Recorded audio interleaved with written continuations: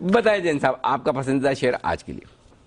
बिल्कुल, विम्टा लैब्स और एक गजब की कंपनी, स्टॉक को मैंने 28 मई 2021 को भी दिया था और 220 के लेवल्स पे दिया था। 270 के टारगेट बहुत इजीली अचीव हुए और कंपनी गजब की कंपनी है। इनफैक्ट एक तरीके से पायनियर कंपनी है और मैं 1984 से ये कंपनी कार्यरत है और सबसे बढ़िया बात है जो लीडरशिप है कंपनी की वो बहुत ही इंप्रेसिव है।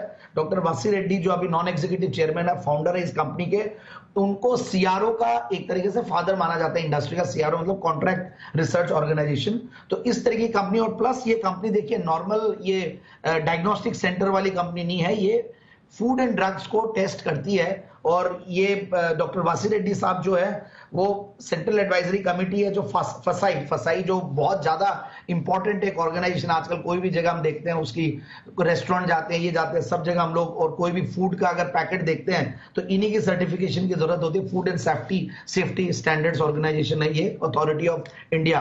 तो इसीलिए ये बहुत इंपॉर्टेंट एक ऑर्गेनाइजेशन से है और बहुत ही जबरदस्त लीडरशिप, मतलब मुझे बहुत इंप्रेस करता है ये चीज। और अब ये कंपनी गजब का कर रही है। और कंपनी की मैं एक दो चीजें और देख रहा था।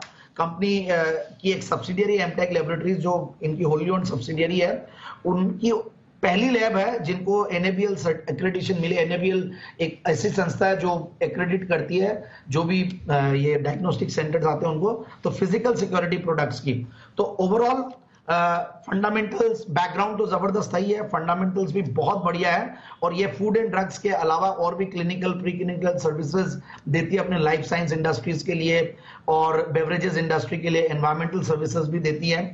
सो 18 के पी मल्टीपल पे ये स्टॉक बहुत बढ़िया लगता है, इतनी स्ट्रॉन्ग पेडिग्री वाला स्टॉक। 25% की रिटर्न ऑन कैपिटल एम्प्लॉयड वाला स्टॉक, एक zero debt company, almost negligible debts, 19-19.5% की रिटर्न ऑन इक्विटी है और पिछले 3 साल की प्रॉफिट की क्या करें 18%, 5 साल की 31%। तो इस तरीके के फंडामेंटल्स है। और भी कई क्राइटेरिया देखता हूं तो और बढ़िया लगता है। ओपीएम्स स्ट्रांग है, मतलब 30% के लगभग की ऑपरेटिंग प्रॉफिट मार्जिन है, नेट प्रॉफिट मार्जिन 15%। तो जून का क्वार्टरली रिजल्ट्स देखें तो पिछले जून में 8 करोड़ का पैट था, इस जून में 12 करोड़ का पैट है। बट इस जून के 12 करोड़ के पैट पे मार्केट ने बहुत रिएक्ट नहीं किया क्योंकि पिछले 3 क्वार्टर से कंटिन्यूसली कंपनी 12 करोड़ कमा रही है। तो इसका मतलब कंसिस्टेंसी ऑफ इनकम देखिए, जनरली 8 करोड़ 10 करोड़ के नीचे कमाने वाली कंपनी पिछले 3-4 क्वार्टर से कंटिन्यूसली 12 करोड़ कमा रही है। तो 46 करोड़ की टीटीएम बेसिस पे पैट पे बैठी हुई है।